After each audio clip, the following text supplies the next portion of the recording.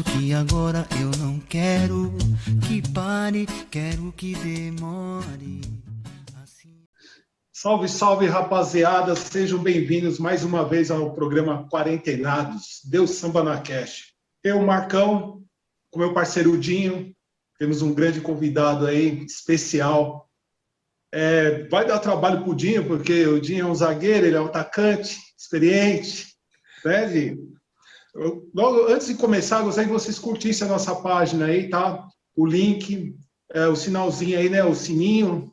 E também entra no site www.vistadeussamba.com.br. E também tem a página do Instagram do nosso querido Dinho, que é o especialista em samba. O cara fera, seja sambista também, tá bom? Então já vamos começar, né, o bate-papo. Tô com a mão gelada aqui, porque olha a responsa. Passo a bola para você, Dinho, meu camaradaço. Grande Marcão, grande Marcão. Hoje a gente tem uma responsabilidade muito grande, porque a gente recebe aqui no nosso podcast um jornalista, escritor, ator, ativista negro e um intelectual, e principalmente um griot. Ele é uma grande referência para todos os jornalistas, todos aqueles que estudam a história negra. Eu tenho a honra de chamar aqui no nosso Deus Samba na Cast, Oswaldo Faustino. Chega junto com a gente. Muito obrigado pela presença. Obrigado pelo convite, Marcão, Dinho. É legal, né? Tá por aqui. Agora eu adoro quando me apresentam, falam essas coisas todas bonitas. É o mínimo. Eu fico pensando, de quem será que estão falando? É isso.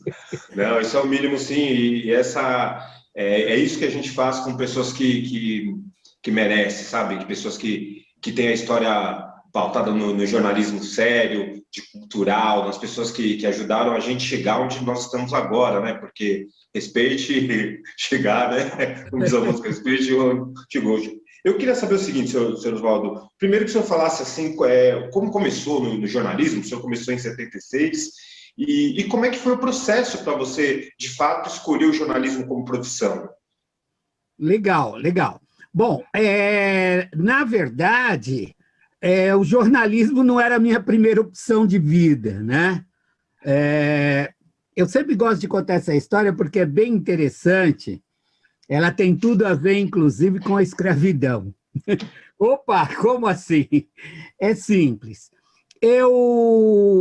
O meu pai tinha uma irmã, Maria Luísa, que era a tia Mariquinha, que trabalhou mais de 50 anos na casa, na cozinha. Ela era cozinheira, trabalhou mais de 50 anos como cozinheira de Dona Sara Mesquita de Mendonça.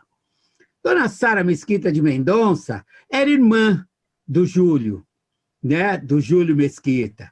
Era irmã, era tia do Rui, do Julião, né? E depois o Júlio tinha o filho, que também era Júlio, e o Rui. Muito bem. Ela era tia do Júlio, que nós conhecemos lá no Estadão, e do Rui, né? E a tia trabalhava lá, né? Todo aquele tempo, cozinheira. Ela era quase uma mesquita, né? Altiva, né? Tratava os demais empregados, né? Como se também não fossem como ela, né?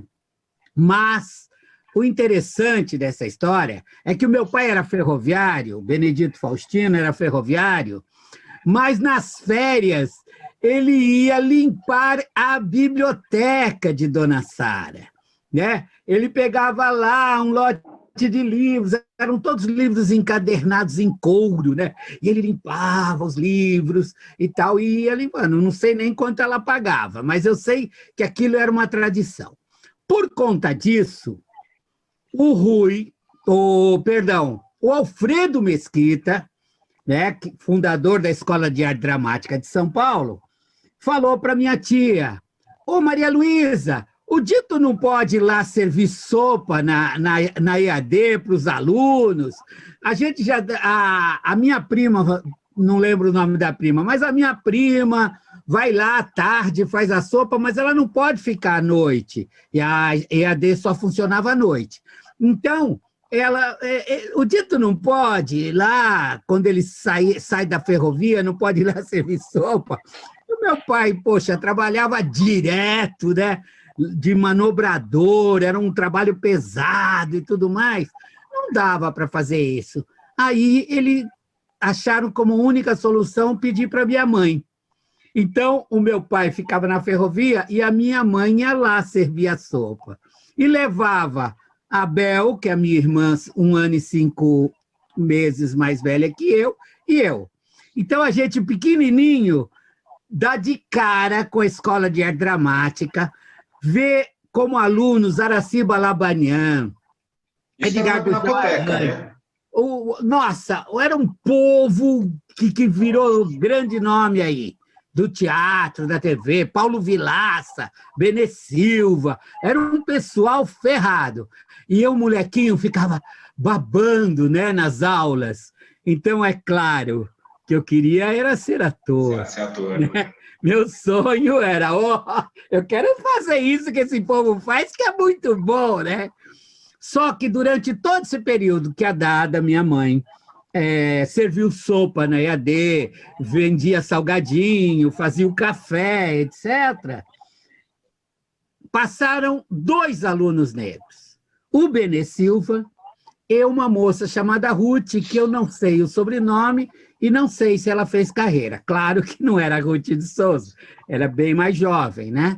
E aí, quando chegou na hora do vestibular, em 74, eu cocei a cabeça e falei, caramba, vou fazer a ECA, vou tentar ser ator, que é o meu grande sonho. Não, eu quero um emprego, eu preciso trabalhar, né? Aí olhei lá o catálogo de profissões, falei, cara, a única coisa que eu posso fazer é escrever, né? Não sei fazer outra coisa na vida, né? Se eu tivesse feito Senai, eu até podia ser ferramenteiro, mas não, eu só sei escrever. Então, acabei indo para o jornalismo, né? Mas eu fiz o vestibular em 74, entrei lá na FIAN, né? Na Alcântara Machado, que era no Jabaquara ainda, né? E entrei lá e comecei em 75. E em 76, Sidney Daguano, que depois fez carreira na Globo, no jornalismo da Globo, no esporte, Sidney Daguano chega lá numa noite, né, na escola e diz assim, olha, tem uma vaga na agência Folhas, de repórter, né? Estagiário, você quer ir? Ah, vamos lá, né? Quer dizer, estava com 2 anos de escola, vamos lá. E eu fui, né? E era para fazer polícia, né? Vamos lá, não entendo nada disso. O senhor, o cara das artes, todo, de repente... né? Vamos fazer polícia. E eu fui. Eu me lembro que, no meu teste, eu fui para o 2º distrito, no Bom Retiro, que tinha notícia da prisão de um homicida, que tinha matado um cara num hotel, uma história qualquer lá, muito... com grande espalhafato, etc., e eu fui para fazer essa matéria. Chega lá, o cara não tinha sido preso. Não, a única coisa é que identificaram o homicida, etc. Eu falei, caramba, e agora o que eu faço? Como é que se fica sabendo da história? Toma aqui o boletim de ocorrência. Eu não tinha a menor ideia como é que se fazia isso. É isso? Aqui está a história? Tá. Copiei a história e voltei para a redação, né? Mas o interessante dessa história é que outro colega também da FIAN, que também estava fazendo estágio, né, estava pleiteando um estágio, e quando eu estava saindo para fazer essa matéria, ele estava chegando, pé da vida, porque mandaram por uma pauta furada e não sei o quê. E aí eu fiquei pensando, caramba, será que eu também era uma pauta furada para ver como é que eu me viro? Mas eu cheguei, sentei, na época era uma Hamilton, né? E escrevi a materinha. Bom, esse foi o teste, né? olha, você pode ir para casa, depois a gente vai ver se te aprovou. Só que a agência Folhas atendia a Folha, o Folhão, né? A Folha da Tarde, a Última Hora e o Notícias Populares. Não me ligavam dizendo se eu tinha sido aprovado, mas eu olho na banca e a minha matéria está na capa do Notícias Populares. Era crime, né? Notícias publicava tudo, né? Começou bem. Aí, liguei. E aí, né? Como é que é? Eu fui bem, não foi? Aí o Eli Vanini, que era o editor na área de polícia da agência, não, nós ainda não temos nada. Minha matéria na capa, querido. Está no Notícias Populares e ainda não tem nada. Ah, tá bom, vem para cá e vamos testar. E ali eu fiquei 6 anos. Eu me lembro que nessa primeira matéria, o fotógrafo Milton Soares, querendo me impressionar, disse assim, olha, a gente foi para a Copa do Mundo no México, 70, né? Nós já estávamos em 76, 6 anos depois. E sabe uma coisa interessante que tinha lá? Os repórteres americanos, eles chegavam com uma malinha, tipo 007, punha a malinha em cima da mesa, colocava um fio na malinha, abria, tinha um teclado, né? De máquina de escrever, e na tampa tinha um vidro, e ele via tudo que estava acontecendo lá na redação dele, em Chicago, em Washington e tal. Eu olhei para esse cara e falei, pô, esse cara anda assistindo muito Flash Gordon, né? Que isso, né? Que gozando, não é possível. Esse que estava escrevendo aqui já aparecia numa cidade dos Estados Unidos, o texto dele, e a gente com aquela máquina de escrever. Mesmo assim, fiquei com aquilo na cabeça, e eu trabalhei na agência Folhas, na reportagem policial, por 6 anos. 6 anos. 6 anos. E em 82, julho, eu vejo, um pouco antes de julho, vejo umas pessoas se movimentando, um pessoal que sumia da redação, e eu ficava pensando, o que será que está acontecendo, né? Aí eu fui fazer uma reportagem, uma rebelião em Campinas, passei a noite inteira naquela rebelião, tomando jato de água dos bombeiros e tal.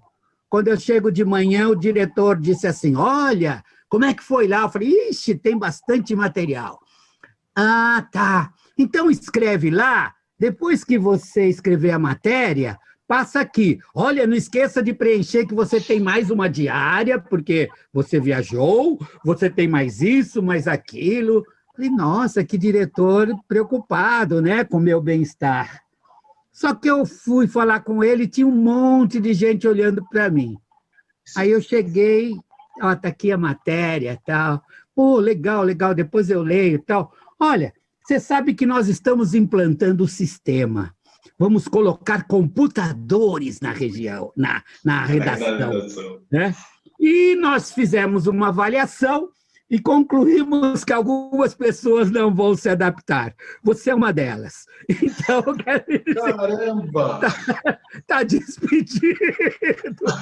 Não, assim, é completamente aleatório. Né? Assim, né? Não, e sabe o que é engraçado? Eu trabalho desde eu tenho 43 anos, trabalho desde os 15 em redação. Eu comecei trabalhando na Editora Abril, na redação da Playboy. E eu era office boy, né? E lá eu me Playboy, office boy. Office boy, eu era lá na Abril. E eu me lembro que eu ia pegar o Telex, assim, Telex, não tinha nem fax na redação. Então eu tinha que pegar o Telex, aí depois eu ia na casa dos colaboradores para pegar o disquete das matérias. Olha que coisa maluca. A gente falando para alguém hoje em dia disso. Eu queria saber, como é que era ser jornalista negro nos anos 70, se tudo era mais difícil, e como é que foi essa migração aí do senhor da área de polícia para, de fato, começar a escrever sobre cultura, que é a essência, né? Bom, me parece, né? Por incrível que pareça, na minha carreira, eu fui repórter de polícia praticamente a vida inteira, tá?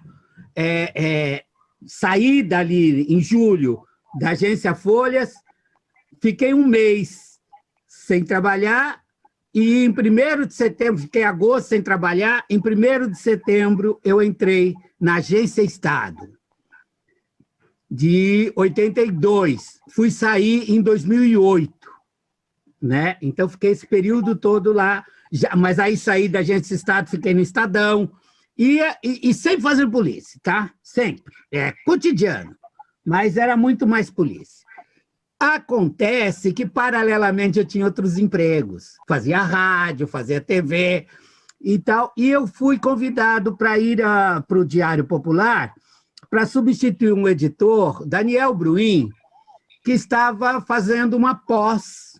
E essa pós era na Espanha. Então, ele ia ficar 6 meses na Espanha.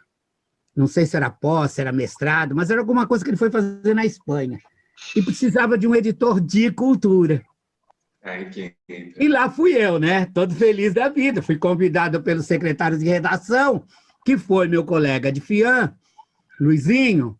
E aí eu chego lá, todo feliz da vida. Então, falaram, olha, você vai trabalhar uma semana com o Daniel, você aprender como é que se trabalha aqui. O Diário estava mais atrasado do que o Estado, do que a Folha, né? O Diário, que ficava ali no prédio do Hotel Jaraguá, ainda era com linotipia, né? Ainda era aquela coisa de impressão com chumbo, né?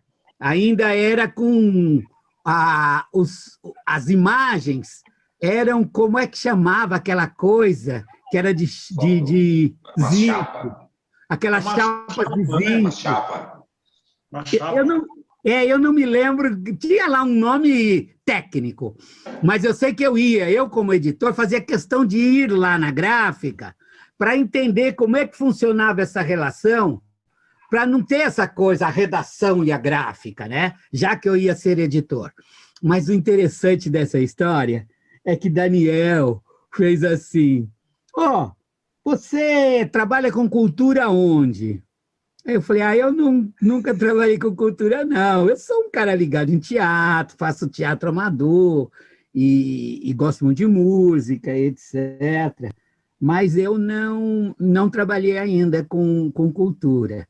Ele sai e vai falar com o diretor de redação, General Moziú Moreira Lima, que entrou muito lá. No tempo da ditadura, ele entrou no Diário como censor. E quando acabou, ele ficou por lá como diretor de redação. Aí ele vai, conversa com o general, passa um tempo, o general diz assim para mim, você pode vir até a minha sala? Pois não, general. Pois é, o Daniel me falou que você nunca fez cultura. Eu falei, é verdade. Ele falou, tá. Mas você entende de cultura? Não sei se eu entendo, eu vivo, né? Vivo cultura, faço teatro, etc. Aí ele fez, bom, então vou fazer o seguinte,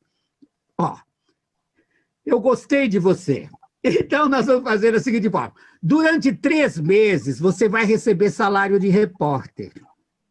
Se a gente aprovar, você começa a receber salário de editor. Se a gente não aprovar, você pode ficar como repórter aqui. A gente, vamos maneirar e tal, vamos fazer isso. Bom, eu fiquei. E o Daniel foi embora e eu fiquei ali editando, mas recebendo salário de repórter. Quando estão completando os 3 meses, o general me chama e diz... Não, o Luizinho, né, que era o secretário de redação, me chama e diz assim, olha, Faustino, o general não está gostando muito do seu trabalho. Falei, puxa, que sério, não está? Não, então ele falou que você vai receber mais um mês salário de repórter para ver se melhora. Eu falei, tá bom. Fui pegar o olerite e estava salário de editor, tinha subido. Mas não tive dúvida, peguei o olerite, com licença, general. Pois não, entra. Pois é, general, Luizinho disse que o senhor não está gostando muito do meu trabalho. Não é que eu não estou gostando. não é isso, eu até gosto, mas podia ser melhor, e não sei o quê e tal. Então, vamos fazer o seguinte, general. Primeiro, olha, eu estou aqui com olerite e saiu o salário de editor. O senhor quer pedir para eles descontarem a diferença? Porque senão eu vou gastar o dinheiro que está no banco. Ele disse, é mesmo? Puxa, eu esqueci de avisar a secretária que era para ficar mais um mês com salário de reforma. Não. Nossa, mas... Tudo bem, parabéns, vai trabalhar. Eu falei, mas aí o senhor precisa me dizer o que não está bom. Está errado, não, né? vai trabalhar que está tudo certo. Claro que a gente entendeu qual era a jogada, né? A questão... Bom, Ela... e aí eu comecei a fazer cultura mesmo, né? Então, eu era editor durante o dia, no diário, e repórter de polícia à noite. Nossa, né? Que terrível. Ainda posso falar mais um pouquinho? Tem uma historinha ótima. Tem tempo aí, Diogo? Bora. Então, vai. Essa é legal. Essa história de cultura e polícia, eu fui convidado pela gravadora, eu acho que era Continental, para ir ao lançamento no Canecão do disco Perfume de Champanhe, do Almir Guimarães. Me deixaram hospedado no Otton Palace de Copacabana. Aí eu saio madrugada na varanda, uma noite quente, né? Eu saio na varanda, vejo o mar, né? Aquela escuridão, você escutando o barulho. E eu fiquei pensando, caramba, onde que eu estava ontem? Né? Eu aqui no Otton de Copacabana, onde eu estava ontem? Aí veio, lembrei, eu estava entrando, fui fazer uma matéria na favela do Tijuco Preto, lá na Zona Leste, ali na 880. eu estava fazendo uma matéria na favela do Tijuco Preto, e aí eu fui atravessar uma pinguela sobre um córrego, aquele córrego onde passa todos os dejetos da favela, e quebrou a pinguela e eu caí com aquela água imunda até o peito. Eu saí do córrego. Falei, saí do córrego. E fui ainda, entrei na favela. Você desculpa de eu estar sujo desse jeito, mas eu tenho que levar matéria para a redação. Então, essa era a minha realidade, né? Eu me divirto porque foi aí que eu consegui criar um senso crítico, conhecer a realidade do nosso povo, entender que eu não era melhor que ninguém, né? Eu estava ali, ia num show do Canecão, né? Foi bonito porque esse show foi apresentado pelo Ney Lopes, que disse assim, nós morávamos... que bom estarmos aqui no Canecão, essa casa que sempre foi nossa. Aí ele deu uma paradinha e fez assim, vocês entenderam a ironia, né? A gente não podia nem passar na calçada do Canecão, né? A gente morava na praia e foi empurrado para cima do morro.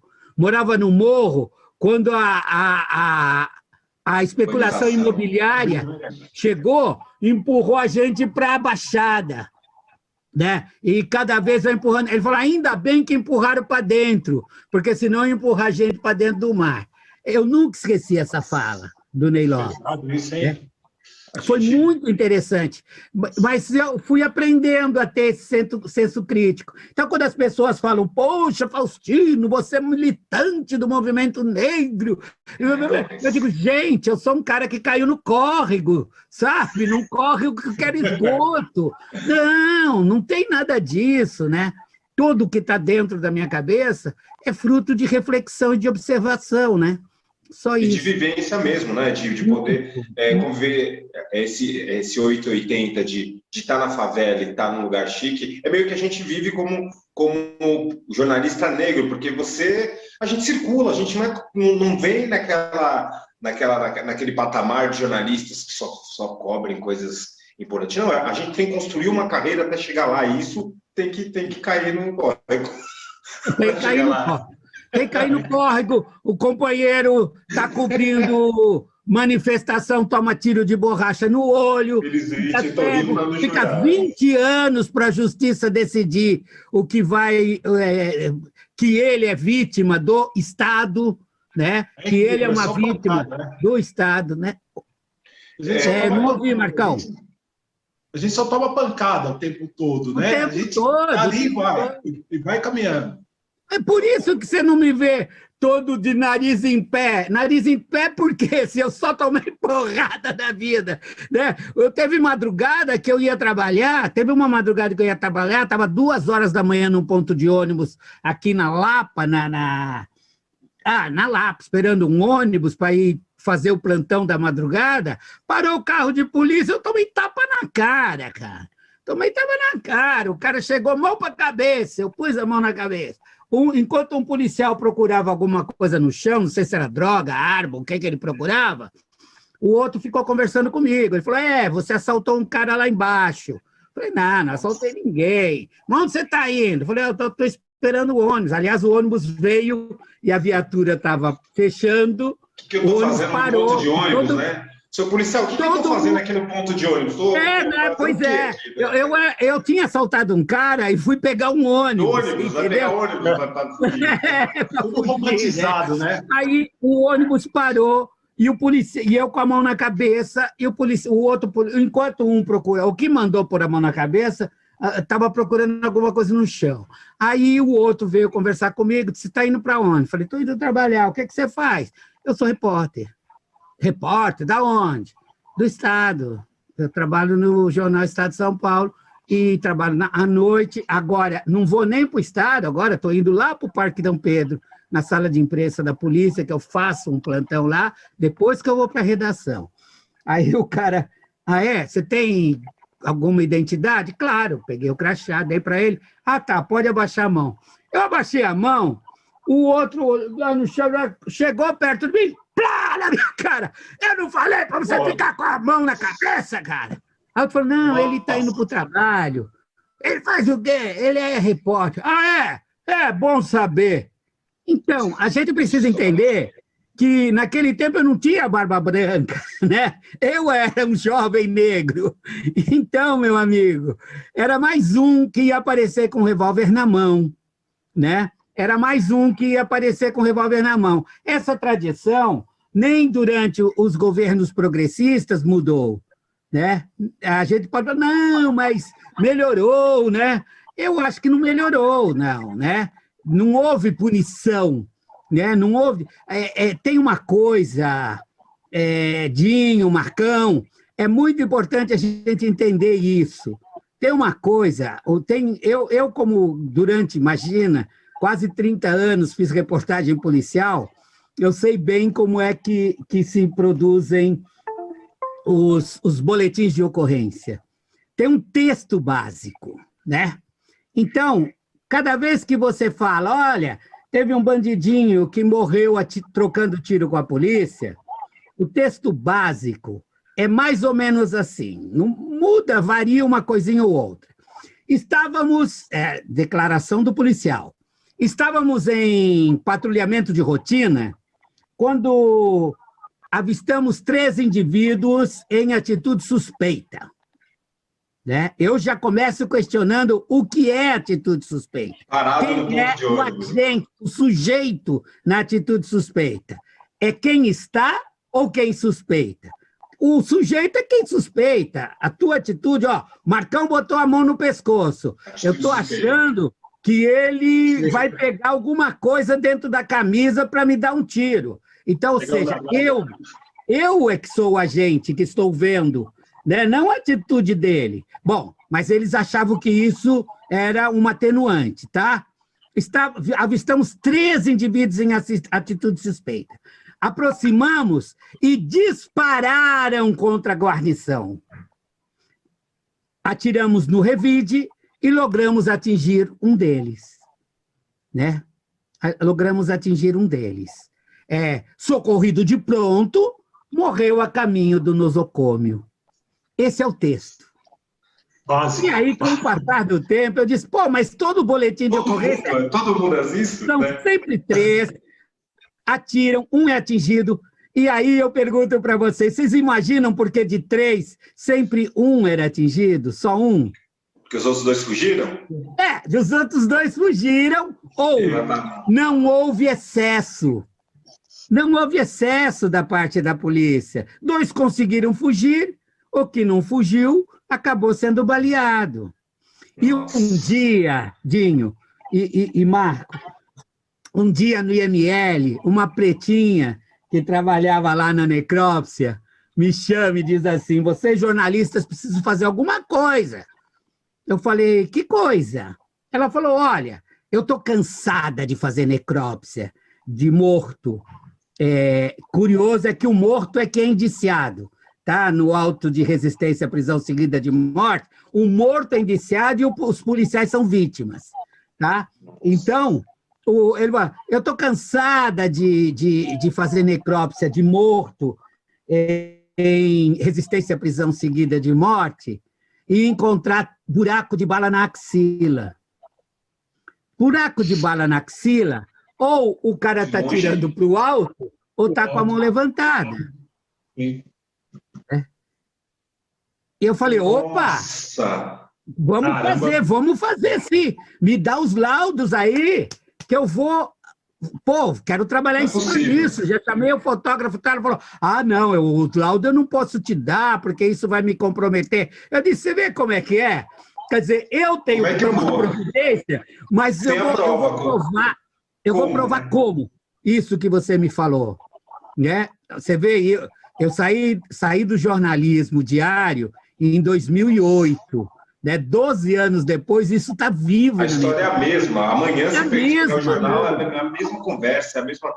E acho que é isso, senhor Faustino, que faz o senhor, como as pessoas falam, ativista. É um ativista porque o senhor viu na prática, não é um ativismo de reunião, não é um ativismo de escritório, é um ativismo social e racial também de ver a coisa acontecendo, de se indignar com aquilo e só isso que o senhor está fazendo é uma aula, né? Porque o que o senhor está falando é o que acontece hoje e infelizmente a gente para sair na rua a gente tem que ter a gente que é preto, a gente tem todo um ritual, documento, estar bem vestido, saber conversar com o policial, você tem que saber tudo. E assim, eu já sofri, claro, e ainda ouvi assim, como você é jornalista? Como você é jornalista? Eu estudei, não tem cara de jornalista?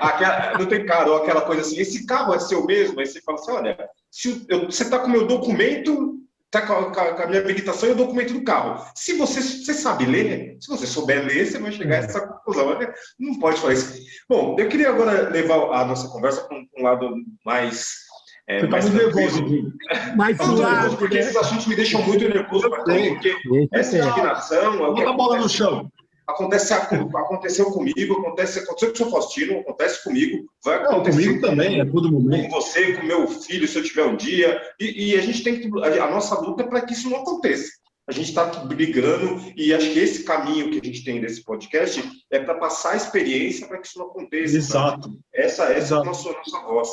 Odinho, antes de você fazer a próxima pergunta, eu só tenho, para fechar essa história toda, perguntar o seguinte, diante disso, a minha pergunta é, como ter saúde mental, né, numa realidade dessa, né? Porque como é que eu posso estar aqui em casa tranquilo, se eu tenho 5 filhos, 3 deles são homens, né? Que são os primeiros suspeitos. As meninas também não deixam de ser suspeitas, mas os meninos muito mais, né?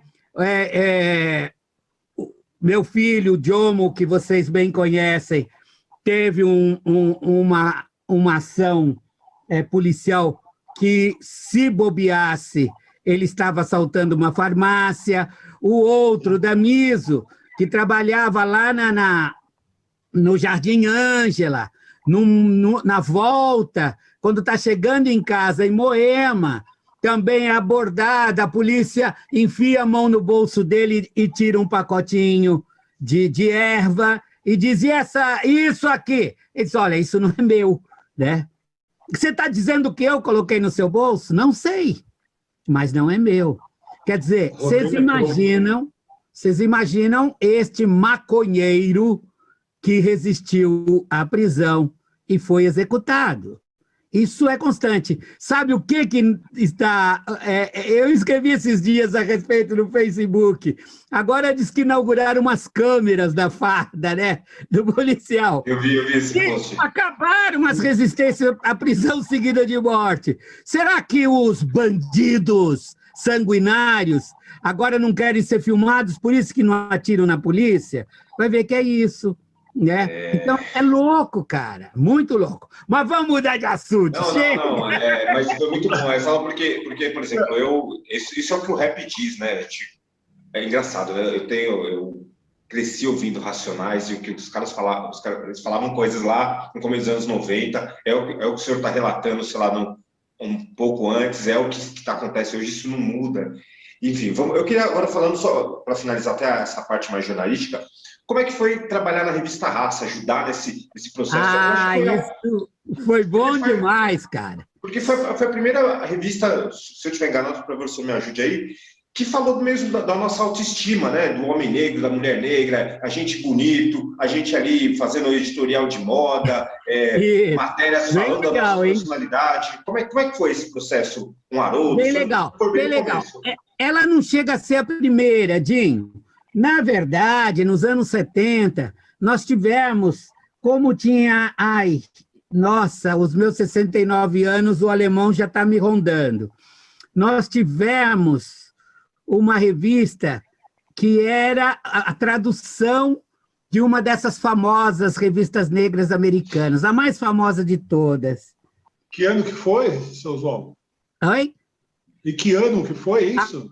Década de 70, 73, 74. Tinha uma revista que a gente já estava por lá. Era a família de Paula que tocava essa revista.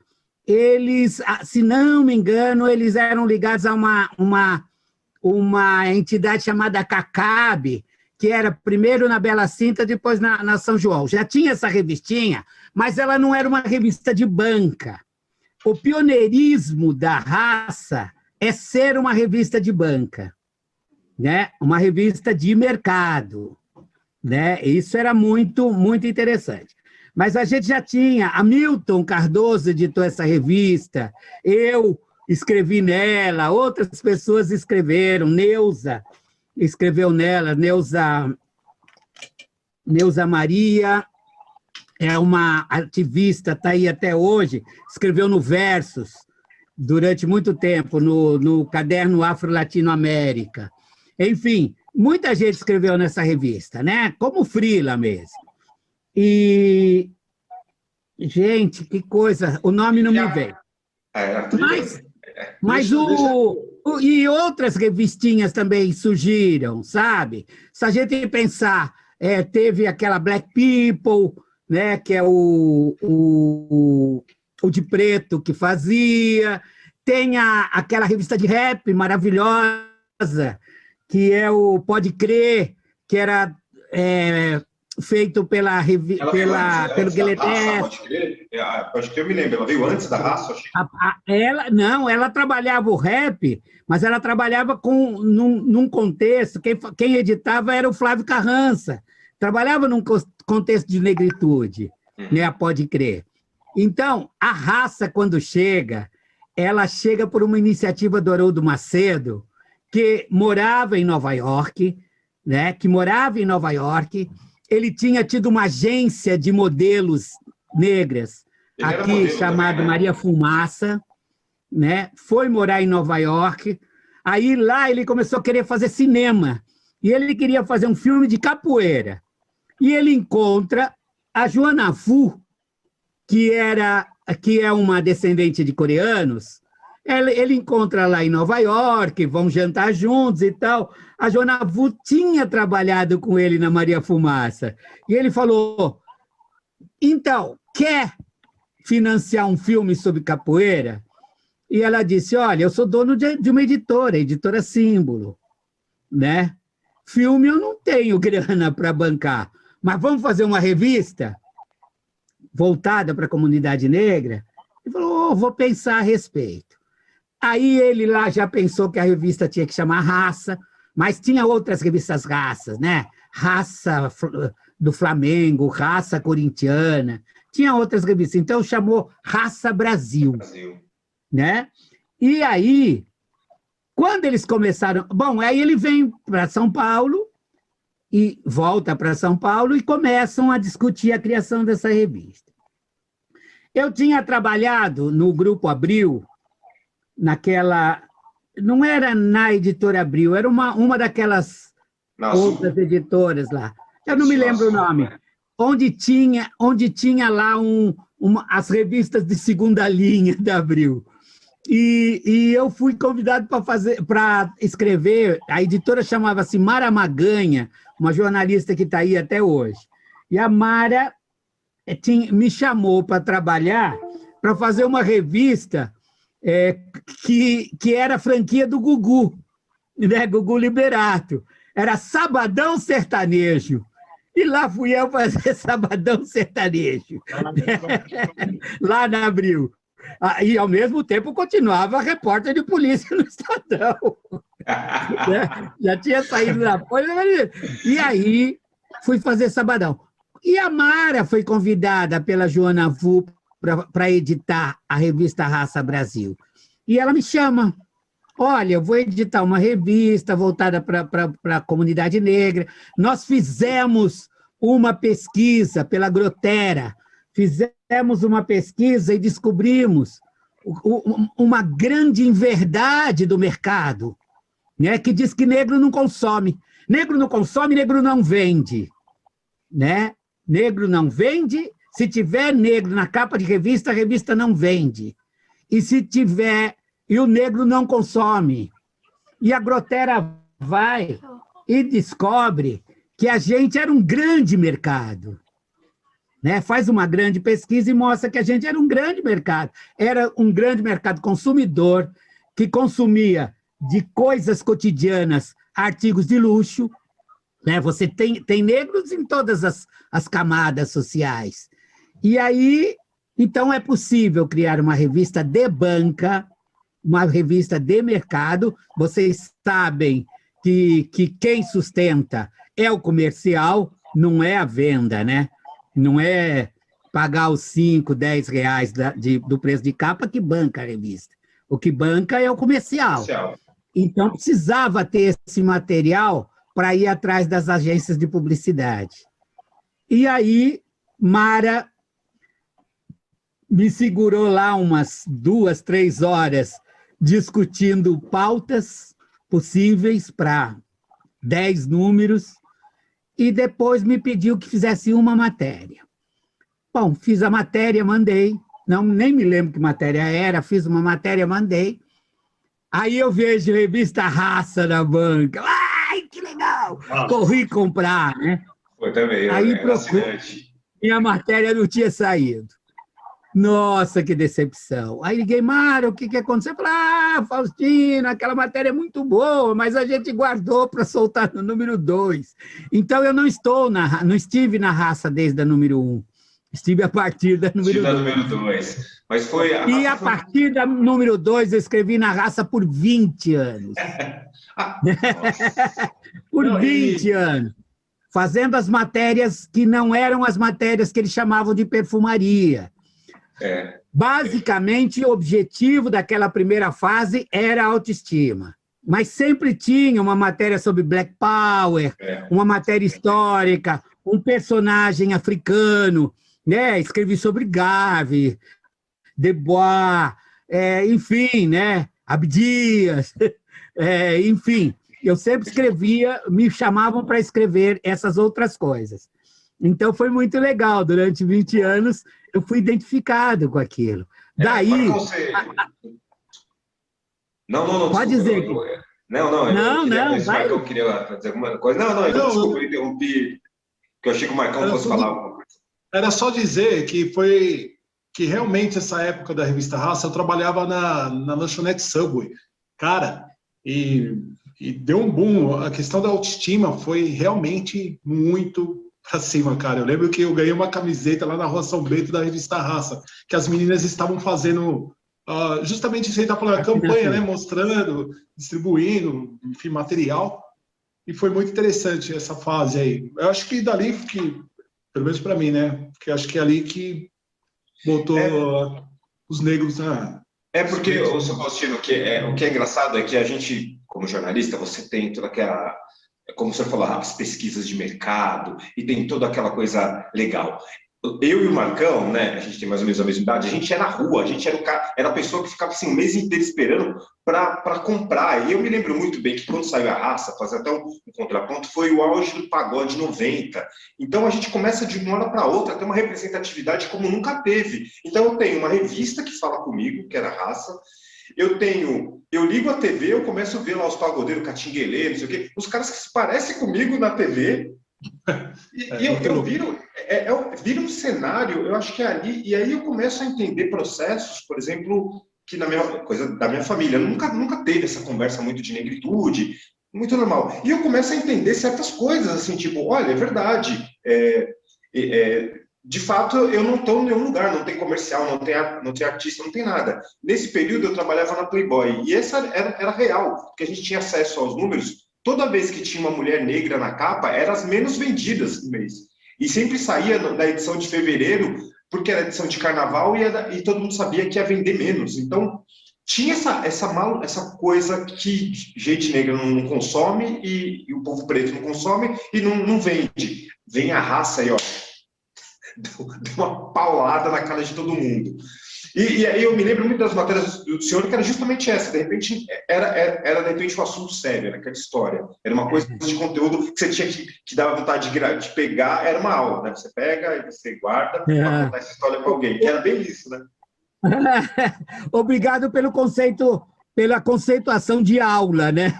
Mas tem uma coisa, essa história de que negro não vende, né?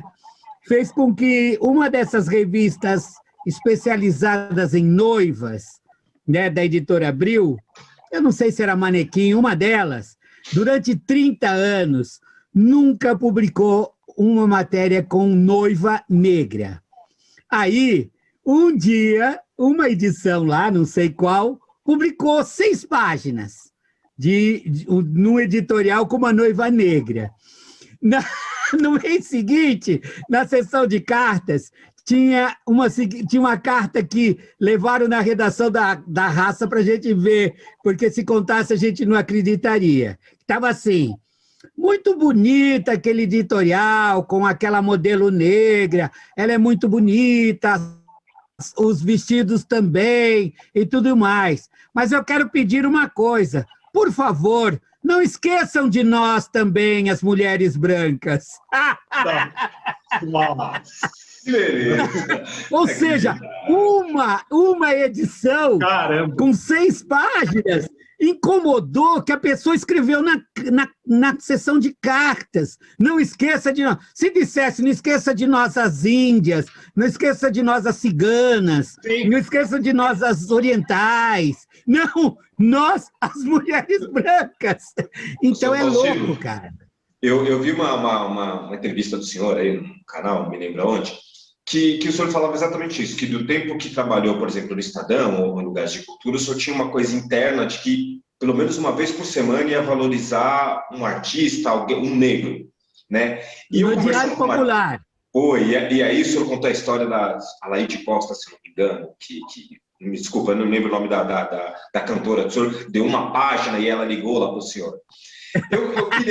Eu queria que o senhor falasse isso, porque eu tinha isso também no meu tempo de Estadão, que a todo momento eu tentava, de alguma maneira, falar do nosso povo. Então, eu me lembro uma vez que eu fiz uma matéria de capa no Guia, que eu gastei toda a cota de preto do Estadão numa edição só. Que eu fui lá e falei dos bailes da Chic Show, falei dos bailes da Musicária, e eu tomei uma palavra com direito ao editor falando no meu ouvido, esse lugar você tem certeza que minha mãe pode ir? Aí eu olhei para a cara dele e falei, se sua mãe pode ir, se a minha mãe pode ir, a sua também pode, não tem nenhuma diferença. Ele ficou puto comigo, eu falei isso, mas a matéria saiu. Eu queria que você falasse isso, desse ativismo, porque uma coisa que é importante, o ativismo dentro do nosso cenário do movimento negro. Outra coisa é quando você está no jornal, numa mídia que era antigamente Diário Popular para todos, e você põe o negro ali, aquele cara que não gosta, o racista é obrigado a ver. Aquilo incomoda, né? sem sombra de dúvida, incomoda. Aliás, sempre vão perguntar se a mãe pode ir, né? Sempre vão nos fazer essa pergunta. Eu me lembro que você ainda deu sorte porque você estava no Estadão, você estava num caderno específico, você era o repórter e você conseguia colocar as pautas que te interessavam. Eu, lá no Estadão, não tinha isso. Mas quando tinha algum evento que nos envolvia, né, não carnaval, porque carnaval aí era normal. Aliás, eu saí numa capa do Estadão num carnaval, foi tão legal, eu saía na Vai-Vai, né? E aí, quando chega na quarta-feira de cinzas, colocaram a minha foto, fantasiado, e uma outra foto, e diziam, a Vai-Vai e a Rosa de Ouro, por exemplo, né? 2 fotos, a Vai-Vai ou a Rosa de Ouro são as grandes candidatas a ganhar o carnaval. E aí eu fui à redação e perguntei, escuta, mas por que colocaram a minha foto? Ah, é você? Puxa, gente não sabe. Ou seja, preto é tudo igual, né? Ou seja, tirando o carnaval, as nossas pautas nunca eram aprovadas. Nunca, né? Por isso que eu conto hoje com a maior coisa. Eu era editor lá no Estadão, eu decidia, né? Então, nessa de decidir, pelo menos uma vez por semana eu fazia uma capa inteira, né? Do caderno de variedades com preto, né? Mas era também né? Eram capas bem feitas, né? Umas figuras legais. Fiz uma capa com Ismael Ivo dançando quase nu, né? Imagina, né? Num caderno no Diário Popular, né? O Ismael. E a cantora que eu falei, nossa, olha agora, mas não era Laíde, não. Era uma afrodescendente, mas clara. Ai, Carmen, meu Deus. Carmen, alguma coisa? Não, é aquela... Ai, ela canta... Pararará, papá, pararará, parará. Estamos aí. Ai... enfim, ela hoje está velhinha lá no Retiro dos Artistas, né? Cantava jazz, né? É uma figura. Eu fui assistir um show dela, falei, pô, vou fazer uma capa com essa mulher. Talvez nem ela tivesse tanta consciência de negritude, mas para mim ela merecia, né? E foi muito legal, foi uma capa muito legal. Mas aí também o general me chamou e disse que ela era muito feia para estar na capa. Né? É Elisete Cardoso? Mas ela é cantora, o senhor já ouviu a voz dela? É a voz dela que nos interessa, se ela é bonita ou não. Ah, mas você podia arrumar uma cantora mais bonita. Mas, enfim, o que eu quero dizer é isso. A militância, para mim, é cotidiana. Né? Eu não sou do MNU, né? Estava lá na escadaria do Municipal no dia 7 de julho de 1978, né, naquela manifestação grandiosa. Abdias veio do Rio de Janeiro, Abdias do Nascimento, veio muita gente importante, falou naquela noite. Eu, com o Hamilton Cardoso, que éramos os mais moleques da turma, subimos nas colunas do Teatro Municipal para amarrar faixa, mas fiquei no meio da multidão ali, né? Bom, no dia seguinte a gente estava debatendo as questões resultantes daquela manifestação que foi grandiosa, né? E por quê? Porque era uma sexta-feira, e sexta-feira o nosso point era Viaduto do Chá, Mapping e Barão de Itapetininga. Então, todo mundo circulava por ali. Só na sexta, né? Nos outros dias, a gente ia para outros lugares, como segunda-feira, a gente ia na igreja, não na igreja, mas no Largo ali da Liberdade. Algumas pessoas iam para a Igreja das Almas, dos Enforcados, e os outros ficavam fazendo footing no Largo da Liberdade. E eu ficava no footing, né? Na segunda, na terça, a gente acho que ia para Rio Branco, onde paravam os ônibus que iam para a Zona Norte, e aí vinham todas aquelas meninas... É isso que eu quero saber. Eu quero saber onde eram os redutos negros dos anos 70, onde que tinha as gatas, onde o senhor ia lá? Dá uma as gatas... As gatas tinham em vários lugares, mas a gente ia com a desculpa de buscar filipeta, né, que hoje chama flyer, né, de baile. A gente ia na segunda, ia na terça ali na Rio Branco. E na Rio Branco, por que a gente ia na terça ali? Porque também as pessoas que iam distribuir as filipetas iam ali. Ali, era ponto final, naquele primeiro quarteirão da Rio Branco, quando sai do Paissandu, e no segundo quarteirão, era ponto final dos ônibus que iam para a Zona Norte. Leni Andrade, olha aí, era isso mesmo. Ai, pronto, obrigado por ter colocado Jomo. Viu como o Jomo é um bom secretário, já botou aqui a cantora Leni Andrade. O Jomo é da equipe. É o grande sonoplasta. Legal. Então, a cantora que eu fiz a página, que depois, no dia seguinte, me telefonou e disse: alô, você quer que eu cante ao seu ouvido? Ou que fale muito obrigado? Falei, se você cantar no meu ouvido, eu derreto aqui. Temos 4 minutos. Mas então, na terça a gente ia lá, a gente ia para um ponto que ficava naquela subidinha que vai sair na Praça Antônio Prado com o Vale do Anhangabaú, que era a ponta da praia, né? Então a gente tinha os lugares. Agora, os bailes, chique show, né? Os Carlos, a gente Senhoria, qual que era o melhor aí? Eu ia muito no Eduardo. Eu ia muito no Eduardo, no sábado, no domingo no Amauri. Eduardo é o Eduardo Joaquim de Oliveira, que depois se meteu com política, etc. Mas ele dava uns bailes muito bons, né? Ele começou dando no São Paulo Chique. Depois ele foi para o Real, Clube Royal, e ali na São Paulo Chique ficaram os caras de uma família, e dali nasceu a Chique Show. Chique Show. Então, pessoal, Luizão, família.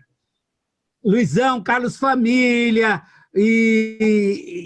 Luizão, Carlos Família, e ai meu Deus, aqueles caras todos. E eles davam os bailes do Palmeiras. Né? Eu nunca esqueço de um baile que eles trouxeram um grupo chamado Udine. E fizeram um baile no Corinthians, no estádio do Corinthians. Nossa. E tinha 12 mil pessoas. A parede do fundo era só caixa de som. Acho que devia ter umas 50 caixas de som enormes.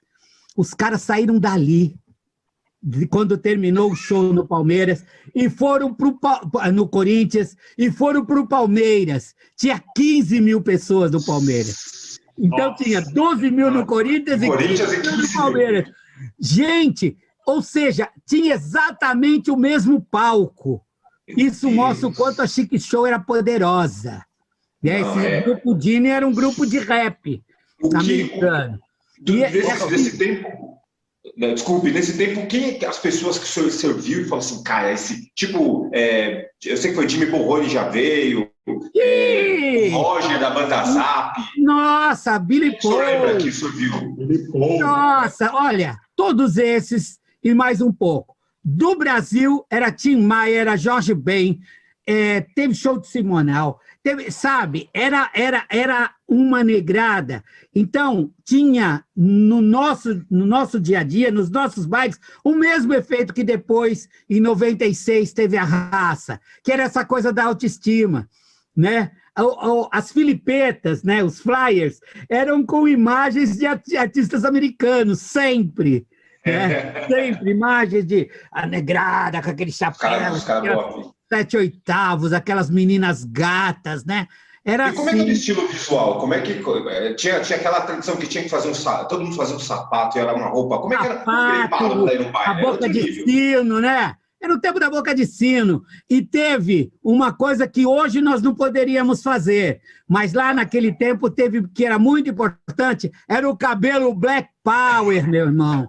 Então, a negadinha que alisava o cabelo, a negadinha que alisava o cabelo, quando você teve o movimento Black Soul, pararam de alisar o cabelo e deixaram seus cabelos naturais, e cada um queria ter o cabelo maior do que o outro. O campeão sempre foi o Nelson Triunfo, né?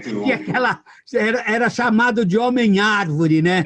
Porque tinha aquela cabeleira imensa e tal. Até hoje, né? Hoje ela já não se sustenta como sustentava. Mas era isso. Esses lugares foram os lugares onde a gente construiu a nossa autoestima e a nossa identidade, né? Eu sei que estamos em cima do horário, eu só quero dizer que, graças a isso, eu sempre comecei a pensar nos 12 livros que escrevi, sempre eu tinha como objetivo que eles fossem um espelho para os nossos, né? Por que um espelho? Porque eu cunhei o seguinte pensamento: quem não se vê, não se reconhece. Quem não se reconhece, não se ama, tem baixa autoestima. Quem não se vê, não se reconhece. Quem não se reconhece, não se identifica. Quem não se identifica, não se ama, tem baixa autoestima e subvaloriza a si e ao outro. E ainda querem exigir conceitos de cidadania. É impossível. Eu precisava me ver. E era nos bailes que eu me via. Era no palco dos shows que eu me via. Eu não conseguia me ver na televisão, a não ser no programa do Simonal, né? Aí, no programa do Simonal, a gente fala, olha lá, né? Olha que o senhor está falando de uma coisa que aconteceu. Não, fala, o Milton Cardoso sempre dizia, nós modulávamos a nossa voz pela voz do Simonal, né? Ou seja, aquele tributo a Martin Luther King foi hino do nosso movimento, né? Durante muito tempo, né? Então, é isso que eu tinha... E isso que você está falando é exatamente aquilo que eu falei do pagode 90, quando eu falei que era raça e o pagode 90, era o que acontecia, quer dizer, depois de um tempo... Senhor Faustino, eu queria que o senhor falasse desses redutos negros no sentido desses clubes, dos bailes que tinha Coimbra, aristocratas, eu estou falando para não errar. Como era a vibe nesses lugares, o tipo de roupa? Como é que era a elite negra em ação? Conta aí. Então, era muito interessante, porque o Coimbra era o clube que eu frequentava, ia com a minha mãe, com a minha irmã, né? A gente ia dançar no Coimbra, sexta-feira tinha feijoada, aí dançava sexta, aí sábado a gente ia um pouco no Coimbra, depois ia para um baile do Eduardo, ia para os Carlos, ia para outros, porque tem que entender uma coisa importante. Um dos meus livros, um dos meus 12 livros, é a biografia do Ney Lopes. Não, um livro pequeno, né? É de uma coleção chamada Retratos do Brasil Negro, né? E o Ney frequentava lá no Irajá, o Ney frequentava lá no Irajá um clube chamado Pau Ferro. E quando ele me disse que o Pau Ferro era onde ele ia para os bailes, mas aonde acontecia toda a socialização, desde os namoros e resultavam em casamentos, como as discussões políticas, né? Ali era o nosso point, né? E o meu point era o Coimbra. No Coimbra, esse mesmo pessoal que depois fez a manifestação na escadaria do Municipal, usava, como o clube só funcionava à noite, usava aquele salão, por exemplo, para ensaiar peças de teatro. Eles montaram Chico Rei, né? Ali, certamente, o pessoal se reuniu e depois saiu. Agora falamos nós, que era uma peça do Eduardo Oliveira, lá da USP, que era um professor da USP, dirigida pela Teresa Santos. Ou seja, a gente usava o clube como base mesmo. Então, a gente ia para dançar e muita gente pensava que a gente só dançava. A gente dançava também, né? Mas a gente usava aquele espaço para o entendimento. Ali está a raiz do movimento negro, né? Ali, eu no Coimbra, e a elite monta esse clube que chamava Aristocrata, né? Aristocrata Clube, né? Ou o Ari. E acredite se quiser, eu nunca tinha ido ao Ari. Nunca. Passei. Por quê? Porque havia mesmo uma certa casta do pessoal do Ari, e a gente era o clube das empregadas domésticas, né? E aí tirava um sarro, dizia que a menina ia dançar com o vestido da patroa, e que aí não podia encostar, porque se queimasse ia dar problema. E era uma discussão, era negros discriminando negros. Ah, isso, olha, essa é a grande realidade, né? A lei de Lynch está aí, né? A carta de Lynch está aí, tem que separar os que têm um pouquinho, dos que não têm nada, dos que são mais claros, dos que são mais escuros, é preciso mesmo. Então, falavam muito mal do Coimbra, e eu não ia ao Ari. Eu não ia ao Ari, mas eu dançava no Som de Cristal, dançava no Paulistano da Glória, eu sempre gostei de gafieira, né? Sempre passa gafieira. Nesses clubes, você dançava black music, não dançava gafieira, né? Não era um espaço de gafieira.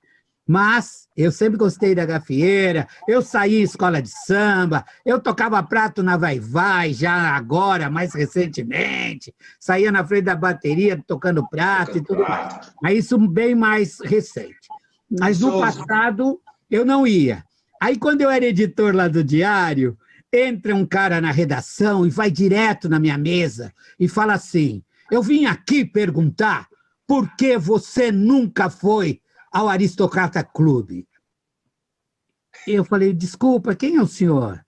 Meu nome é Zé Luiz, eu sou da diretoria do Ari, e quero saber por que você nunca foi lá no Ari, nunca foi no nosso clube de campo, você não fala do Ari aqui no seu jornal. Eu falei, nossa, né? Não é por nada, é que eu não tenho tempo, eu trabalho aqui durante o dia, à noite eu trabalho no Estadão, eu não tenho como, né? Isso eu trabalhei lá de 85 a 90, então não tenho como.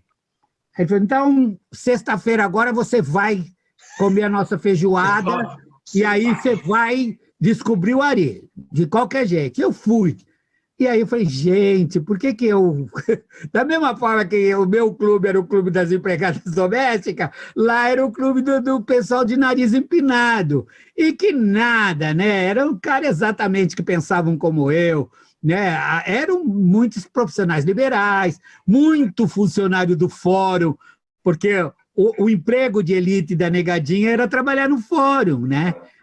Quando dava horário de saída do fórum, você só via os pretinhos de gravata na Praça João Mendes, né? Então, era tudo cara que frequentava o Ari, né? O aristocrata. Depois eu fui naquele clube de campo, eu falei, caramba, eu perdi metade da minha vida. Perdi tudo isso, pô. Perdi tudo isso, né? Fui, comecei a ir e tal. E aí entendi. Hoje eu estou muito próximo de um povo muito legal, assim, que é frequentador do Ari, né? Eu não vou muito. Também agora, também com esses últimos anos de pandemia, que a gente, esses 2 últimos anos, que a gente não vai para lugar nenhum. Mas fui ao Ari contar história para criança no Dia das Crianças. Eu gosto dessa coisa chique do nosso povo. Então, esses clubes... Mas, olha, Dinho e Marcão, quer saber aonde eu gostava de ir mesmo? Para o interior, nos clubes sociais negros, de Piracicaba, de Rio Claro, de São Carlos, de Araraquara, de Campinas. Terra do meu pai. O baile do Carmo, lá em Araraquara, que é isso, cara? O senhor já escreveu sobre o baile do Carmo? Foi lá que eu conheci, será? Pode ser que a gente tivesse se encontrado por lá. Não, o senhor já escreveu, só porque eu li sobre o baile do Carmo. Eu escrevi, sim, eu escrevi na Raça, sobre o baile do Carmo. Escrevi. Também era uma descoberta, é um baile antiquíssimo que, de repente, eu fui meio que fui para dançar, mas, na verdade, fui com o compromisso de trazer matérias. Aliás, eu fiz muito isso na minha vida, né? Foi assim que eu fui para os Arturos, lá em Minas Gerais, e descobri os congados, né? Que coisa maravilhosa! E aí eu descobri que Minas Gerais é um estado preto, né? Que muita gente acha que não, né? Porque é a terra da Inconfidência Mineira e que não tinha preto na Inconfidência Mineira. Imagina! Minas Gerais é preta, né? Lá nos Arturos eu descobri essas tradições das congadas, né? Fui com o Mário Espinosa, o saudoso Mário Espinosa, né, que já fotografava os Arturos há muito tempo. Ou seja, mas ir para o interior, para mim, era o máximo. No dia 13 de maio de 1988, no centenário da abolição, eu estava lá, no 13 de maio de Piracicaba, dançando com um terno que eu mandei fazer no Loop, que era um alfaiate da Lapa, né? Um alfaiate da Lapa. Mandei fazer aquele terno todo chique e fui para o baile de 13 de maio. Cheguei cedo, porque a minha mãe era de Piracicaba, então a gente primeiro ia na casa dos parentes e tal. Então eu cheguei cedo. Ainda bem. Sabe por quê? O salão ficava na parte, no primeiro andar, assim. Só tinha 2 andares, né? Era o térreo e o primeiro andar. O salão ficava no primeiro andar. Estava lotado, que você mal conseguia dançar, de tanta gente. E tinha mais de 3.000 pessoas na rua. Que sensacional! Dançando no asfalto, ao som da Orquestra Tabajara. Era o baile do centenário da abolição. Eu fiquei imaginando como foi o 13 de maio de 1888, como é que esse povo festejou.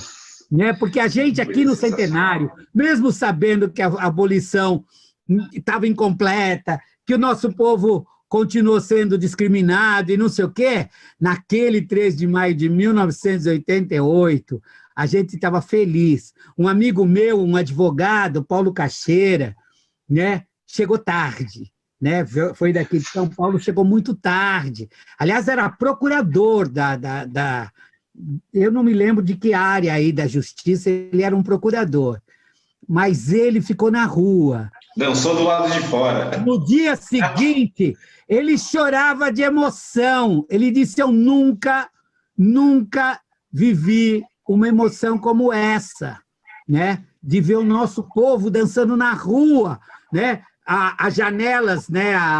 O som do salão vinha todo para a rua, e o povo ficou dançando ali com aquela orquestra tabajara do Severino Araújo, do Rio de Janeiro, que era simplesmente o máximo. Né? E eu não sei se nesse baile o crooner não era o Jamelão. Isso eu já não vou arriscar. Mas Jamelão foi crooner da Tabajara. Então eu acho que nesse momento talvez tivessem contratado a parte para ele vir cantar, porque era o centenário da abolição. Faustinho, por que a gente hoje, por exemplo, eu vejo muito, eu estudo muito a história do samba de São Paulo, né? Sou um curioso, e assim, o interior é negro, as manifestações do samba, o samba rural, tudo mais. Estou fazendo uma comparação, falando isso, para falar assim, por que os negros de hoje não têm essa... Eu vejo, posso estar enganado, por que não tem isso, assim, de ter os clubes negros para uma turma mais jovem, para ter essa conscientização? Às vezes eu vejo que o movimento negro está muito afastado. Eu não sei se é uma apropriação cultural que fizeram da nossa música, do samba, das escolas de samba. Eu não sei, de verdade eu não sei dizer por que existe essa coisa. Parece que toda a conversa negra está aqui e o povão está aqui. Não é uma divisão até forçada. Parece que não se conversa. Então, por exemplo, as escolas de samba deveriam ser o polo para ter essas conversas, para ter ali conversas sobre negritude. Mas não, a escola de samba é um lugar que não tem preto. Eu sou da Mocidade Alegre e lá não tem preto. Pelo menos não na escola de samba que a gente vê na TV, né? Aí não tem mesmo. No máximo na bateria. Mas deixa eu te explicar o que acontece. Os clubes sociais negros nasceram de uma necessidade muito grande do nosso povo, que não podia entrar no tênis clube da sua cidade, não podia entrar no elite clube, ou sei lá, em Jundiaí não podia entrar no jundiaiense, sei lá, no clube tal, ou nas elites, né? Não podia, né? Em lugar nenhum. Às vezes 1 ou 2 escolhido, que era professor, era juiz na cidade, sei lá o que, até entrava. Mas, no geral, a gente não podia. Eu não podia entrar no clube de Mairinque, que é uma cidade desse tamanho, que é a minha terra natal. Eu fui um dia, o meu tio estava dando um baile lá. Ele tinha um conjunto, estava tocando. Aí eu chego na casa dele, o teu tio está tocando lá no clube de Mairinquense. E eu fui. Cheguei lá, me disseram, não, só pode entrar sócio. Eu digo, puxa, mas o meu tio está tocando aí. Não pode, não sei o quê, bababá. Aí um cara desceu a escada e falou assim para mim, se você quiser entrar, você pode pagar ingresso aí e entra, né? Você entra sob minha responsabilidade. Olha, mas faz o favor, hein? Não vai aprontar, hein? Aí eu falei, não pode aprontar? Não, se não pode aprontar, eu não vou entrar, não. Eu queria entrar para aprontar, para quebrar tudo, para fazer bagunça, mas não pode, então eu vou embora. Então, é essa a visão que tinham nós. Então, os nossos clubes, muitas vezes, nasceram com grana da elite. Né? A elite comprou terreno, ajudou a construir para que a gente ficasse afastado dos seus clubes. Né? Eu costumo dizer que eles tentavam proteger as próprias filhas. Né? Então, a gente tinha os nossos clubes. Né? E aí, nesses nossos clubes, curiosamente, a gente não podia entrar no deles, mas eles eram beneméritos dos nossos.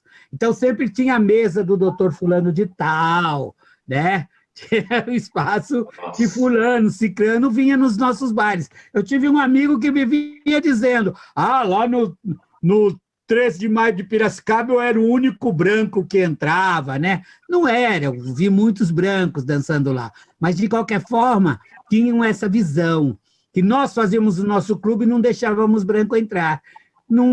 Essa realidade não acontecia. Mas esses clubes, você quer saber por que morreram? Porque os caras que construíram, os caras que levantaram, trabalharam, às vezes trabalharam de pedreiro para levantar o prédio e tudo mais. Esses caras tinham um ciúme daquilo e evitavam de passar isso para o mais jovem. Entendeu? E o mais jovem, como ali era o clube dos velhos... Eles não iam, e aí acabou que os velhos pararam e não tinha ninguém. O que acontece? Os velhos foram morrendo e os jovens foram achando outros lugares. Também acabou um pouco essa coisa da gente não poder entrar em outros lugares e foi diminuindo, né? Então, né? Então, a maioria desses clubes, todas as cidades do interior tinham clubes sociais negros, entendeu? Por aqui, lá no Rio de Janeiro, até hoje, você tem a Renascença, né? O Clube Renascença. Mas a Renascença é uma gafieira. Na verdade, a Renascença é um clube de negros, né? Não é uma gafieira. Agora, eu frequentei muita gafieira, sim. Sr. Faustino, eu queria agora falar do lado do senhor escritor. Então, você quer alguma coisa? Você tem algum... Você quer algum... Não, porque eu dominei aqui, eu tô falando, não. É como eu falei, assim, eu jogo o negócio e fico assim, olha, é verdade, tá. Eu sei que o seu Faustino gosta de uma festa. Eu encontrei, depois que ele saiu do Estadão, foi o mesmo ano que eu saí, em 2008, que eu fui morar em Paraty.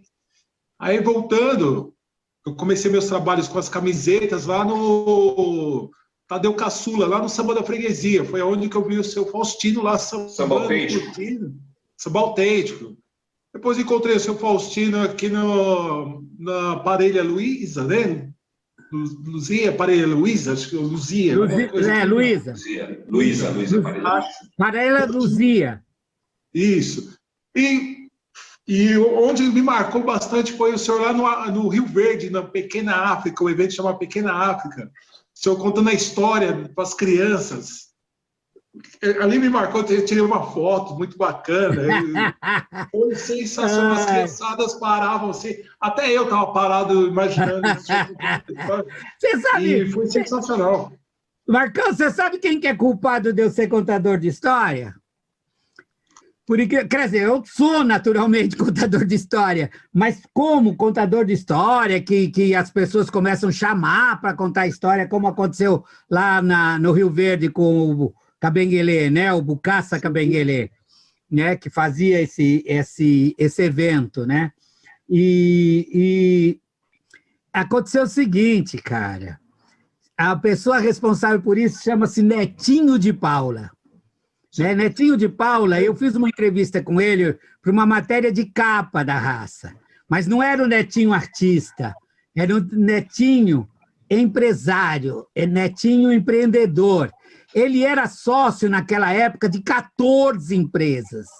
Né? Ele tinha 14 empresas que tinham a grana dele e ele era sócio. Então, eu fiz essa matéria de capa. E ele gostou tanto da matéria de capa que, quando ele resolveu fazer a TV da Gente, que era uma TV que se preocupava em ter pessoas negras tanto pela retaguarda quanto na frente das câmeras, Netinho dizia, eu estou aqui na Record, eu olho para um lado, olho para o outro e não vejo nenhum negro do meu lado, né? Então, eu vou fazer uma TV para que isso ocorra. E foi muito legal, essa TV da Gente, né? E ele falou para Conceição Lourenço, que era a vice, né, diretora lá da TV, olha, a Conceição era editora na Raça, né, e falou para ela, olha, tem um rapaz que fez uma entrevista comigo, eu queria ele aqui, porque ele conversou comigo depois da entrevista, eu acho que ele tem muita coisa que pode ajudar a TV. Mas quem era? É Oswaldo Faustino. E ele me levou para lá. A Conceição inventou no programa infantil ter um contador de história, já que naquela época eles não conseguiam levar o João Acaiabe, né, que era meu irmão. Você quer contar histórias, Faustino? Ah, conto. E a primeira história que eu contei foi uma homenagem ao João Acaiabe, que é meu irmão, né? Essa pessoa maravilhosa, que foi tio Barnabé na Globo, que fez Chiquititas, né? E tudo mais. E ali eu comecei a escrever, produzir e contar histórias infantis, né? Que eu já vinha fazendo quando, com o Haroldo Macedo, a gente criou a Luana, né? Capoeirista, que tem um birimbau mágico. Então, quando ela toca o seu birimbau, ela viaja no tempo e vai para um ponto da história do Brasil, né? Então, ali eu já estava escrevendo, isso em 99. Mas quando o Netinho criou a TV da Gente, já no ano 2000, não sei se é 2006, por aí eu fui para lá e peguei essa coisa de gostar de escrever para criança, peguei essa coisa de querer produzir espelhos para a nossa comunidade se ver, né? E acabei virando um contador de histórias. Né? E até hoje me pedem para contar histórias. Como eu gostaria, na época do Estadão, ter grudado no senhor aí, que o senhor passava tão quietinho, o senhor passava... Aliás, esse projeto que a gente está fazendo aqui no Estadão, naquela TV Estadão que eles criaram lá, lembra, no meio que tinha uma ilha, podia ser uma conversa, uma coisa de... Olha, ali aquele aquário de vidro, né? Esse período tem uma coisa muito interessante, né? Eu já estava há 21 anos no Estadão. Estava 21 anos no Estadão como repórter, fazendo polícia. Aliás, eu me lembro que quando eu ainda, antes de ser do Estadão, eu era da Agência Estado, e trocou o diretor da Agência Estado, e ele disse, sim, eu já ouvi o seu nome, você é o nosso informante lá na polícia, né? Eu disse, não, eu não sou informante, né? Eu sou repórter do jornal. Quem me paga é o Estado, né? Não é porque... Quer dizer, eu era um informante, né? Depois ele pediu desculpa. Pô, que isso? Eu vejo suas matérias, não tem nada a ver e tal. Mas era isso. Bom, eu de informante virei repórter e fiquei repórter por muito tempo. Saí da agência, eles mudaram o meu registro da agência para o Estadão e eu fiquei lá muito tempo. Depois de 21 anos de casa, me colocaram na Rádio Escuta. Era essa época que vocês me viram. Eu chegava à noite, passava pela redação e entrava na rádio escuta, ficava lá quietinho no meu lugar, né? Eu até Nossa, achei um absurdo. eu até contei isso para o Marcão, porque tem uma história muito legal. Eu não reclamava de trabalhar à noite no jornal, sabe por quê? Porque eu tinha o dia livre. E nessa de ter o dia livre, eu fui trabalhar com uma garotada de hip hop em Diadema. Né? Acabei assim, me envolvendo com hip hop, enlouquecido, e fui trabalhar lá. Por conta disso, uma estagiária do Estadão fez com as colegas dela um TCC sobre hip hop. E me procurou, perguntou se eu podia apresentar pessoas para ela entrevistar. Poxa, levei para Diadema e ela deitou e rolou e fez um belo TCC. Elas, né, o grupo de meninos. Aí veio a recomendação para publicar. E aí elas vieram pedir para eu escrever o prefácio. Eu escrevi o prefácio, né? Que a vida é na periferia, você vive no fio da navalha, né? Então, o tempo todo você está no fio da navalha. Fui escrever sobre hip hop. Como ela era estagiária do Estadão, uma repórter foi indicada pela chefia de reportagem para fazer uma matéria com elas no lançamento do livro. Um amigo meu, Oswaldo Mendes, leu e disse assim, era amigo da repórter, eu não vou lembrar o nome da repórter. Fulana, o Estadão está dando espaço para hip hop? Ela falou, Oswaldo Mendes, se você soubesse as coisas que eu descobri sobre hip hop, olha, tem um professor que fez os prefácios do livro, e ele falou isso, falou aquilo, falou não sei o quê. Falou, eu li na matéria, parece que chama Oswaldo Faustino, né? Ela falou, então, mas você o entrevistou? Ela falou, não, eu só me baseei no prefácio.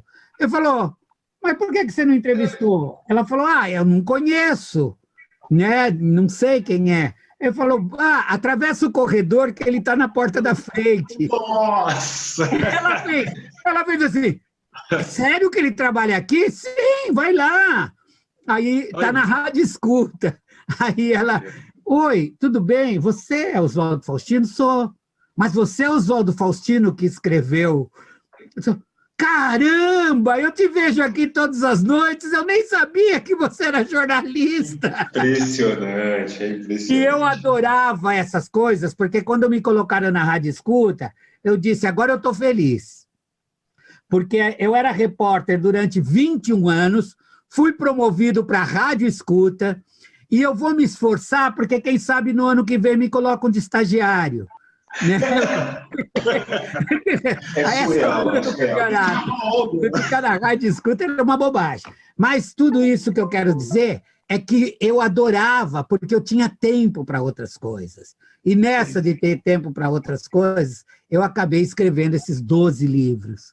Né? 4 da Luana, com Haroldo Macedo, um de entrevistas com 7 ou 8 personagens, chamada A Cor do Sucesso, com negros de sucesso aí para a revista, para a editora Gente.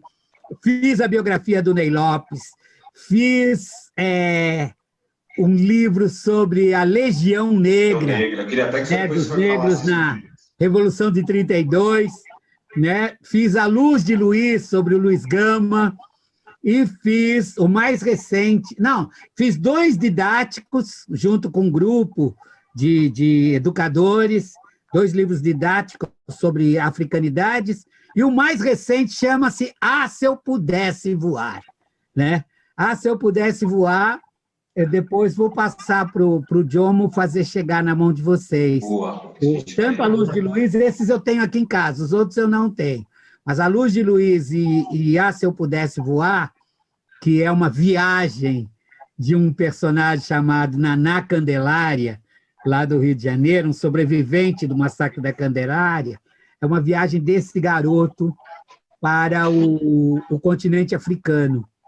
E durante a viagem ele vai conhecer de histórias africanas, né? de povos africanos, de civilizações civilizações africanas, de reinos africanos, né? Olha, Pietro! Olha o Pietro aí, meu neto! Ei, ei, ei! Oi! Tudo bom, Pietro?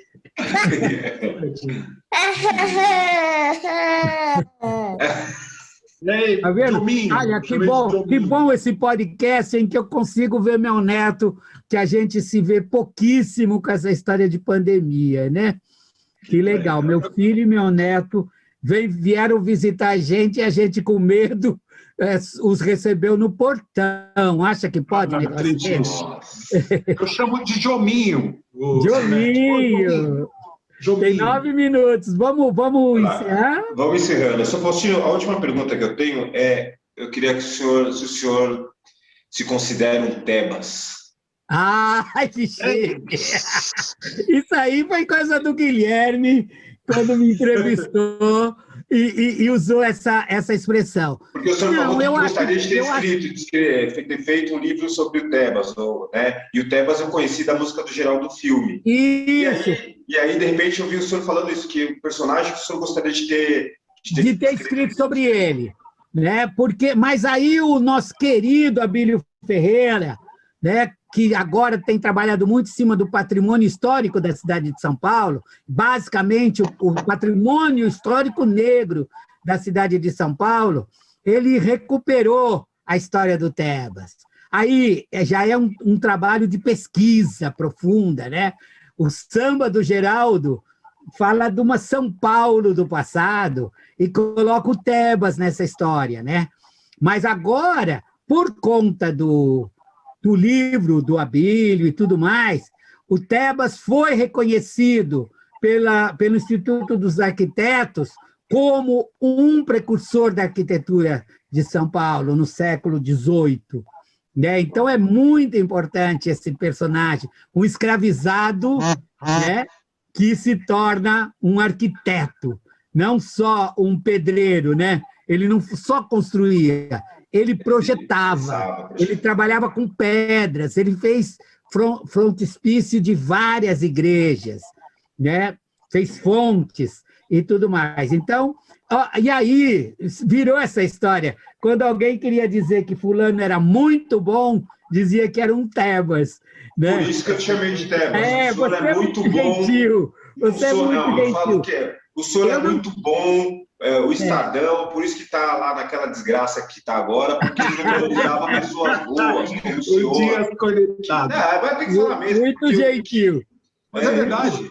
Muito gentil da sua parte. O senhor é uma referência, vai acabar o nosso tempo, eu vou dizer aqui, o senhor é uma referência, eu acompanho o senhor nas redes sociais, e cada post é uma aula, porque depois eu começo a pesquisar algumas coisas que o senhor coloca lá que eu não sabia, e aqui dá uma aula. Então, que Deus abençoe muito o senhor, e muito obrigado por ter falado com a gente, muito obrigado por participar de tudo isso, e muito obrigado por todo o trabalho, pelos livros, pela insistência, porque são os exemplos. E, como eu falei no começo, o senhor é um griot. O que a gente fez isso foi isso. A sensação de estar numa fogueira, com o senhor falando, contando as histórias, e cada um de nós aqui vai ter uma reflexão do que fazer, de como caminhar. E eu estou muito feliz de ter ouvido. Eu também estou muito feliz de vocês terem me convidado. Agradeço ao Marcão, agradeço ao Dinho, agradeço ao Jomo, meu filho, que está segurando a onda aí na parte técnica, e quero dizer o seguinte, eu até adoraria ser um Tebas, mas eu acho que Tebas foi muito gigante, né? Então, quando me chamam de Tebas, eu não vou fazer isso com você, mas eu até gosto de, quando me chamo de Tebas, eu chamo de Cazuza. Aí a pessoa fala, Cazuza por quê? Exagerado, jogado aos seus pés. Eu acho um exagero, né? Me chamar de Tebas. Tem muitos Tebas na nossa história, né? Mas, de qualquer forma, eu fico muito feliz, porque quem me chama de Tebas conhece a história de Tebas, né? E sabe que essa pessoa conseguiu superar e superar-se, né? Era tudo que eu queria fazer na vida, me superar, né?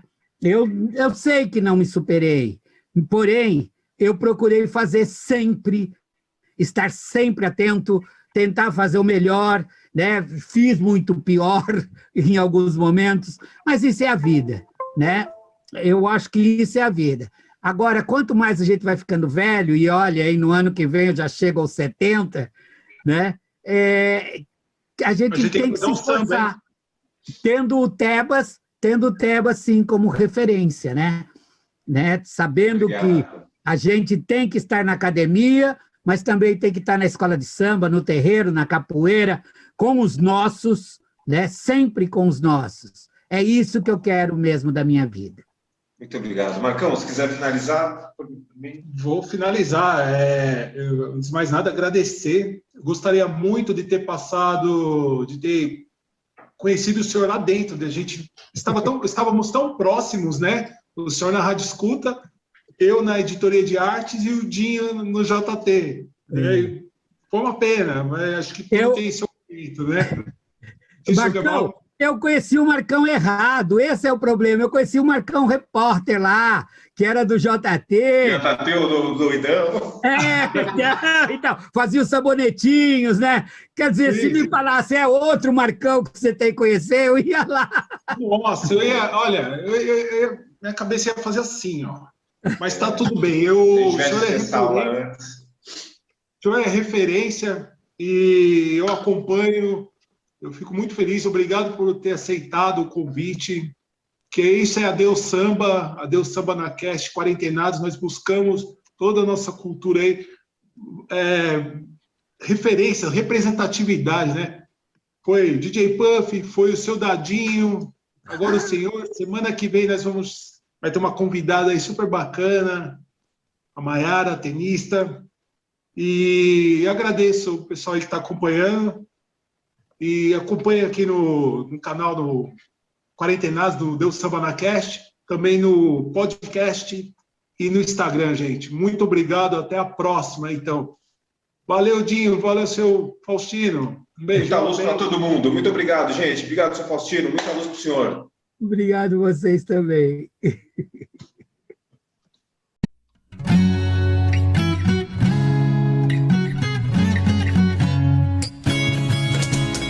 Lá fora ainda chove.